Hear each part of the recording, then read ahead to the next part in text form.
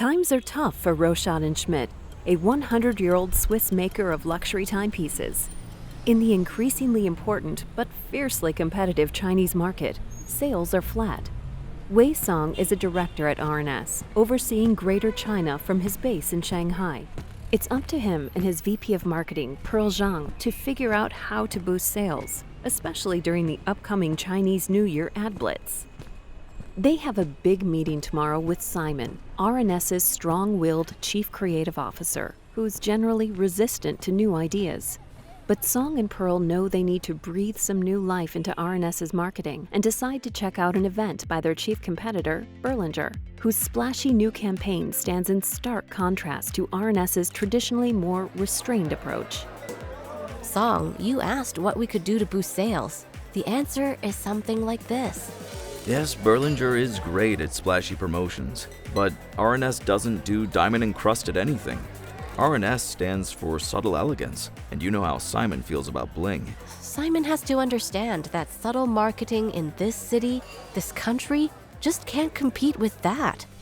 If Geneva depends on us to make their yearly numbers, they need to understand what we're up against. I agree we need to generate more buzz. We'll need to present some innovative ideas to Simon tomorrow. Are you ready? I sure hope so.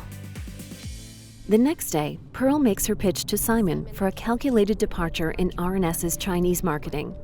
She pitches an endorsement deal with Chang Gao, a Chinese singer and actress with 30 million followers on Weibo, many of them millennials. When she releases a song, they download it. When she wears a dress, they buy it. Pearl is friendly with Chang's agent and could guarantee a reasonable rate if R&S can commit to a 3-year contract. Chang would be the face of a new slogan, "You deserve it." Pearl, I admire your creativity, but I've always found endorsement deals a bit lazy.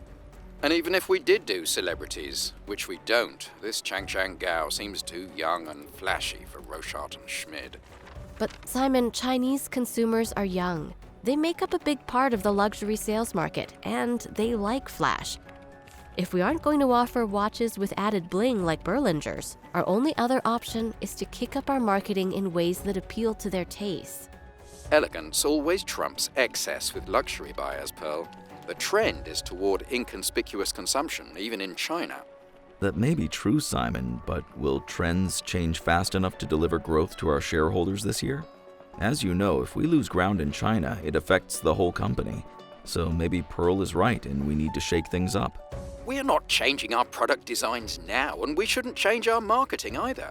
Let's not lose track of what value Rochot and Schmidt offers the market. Simon, I understand. We need to honor our heritage and maintain a consistent image worldwide. But as you said yourself, China is a unique market. Our existing campaigns are beautiful and on brand, but in a crowded and stagnating market, they're simply not working as well as we'd like. And how do you know that this endorsement will actually work? How does Song know Chang's endorsement would work to boost R&S's sales in China? While Song mulls this question over, he takes a cell phone call from Rolf, R&S's CEO. Song, my friend, I hear from Simon that you and Pearl want to shake up your marketing. Yes, Rolf, we are indeed considering a new direction.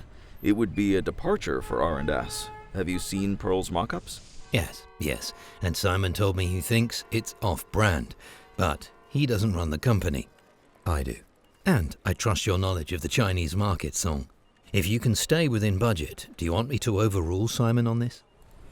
Song knows the status quo is not working, but he wonders, is a celebrity endorsement deal really the right tool to help boost R&S's market share in the Chinese luxury watch market?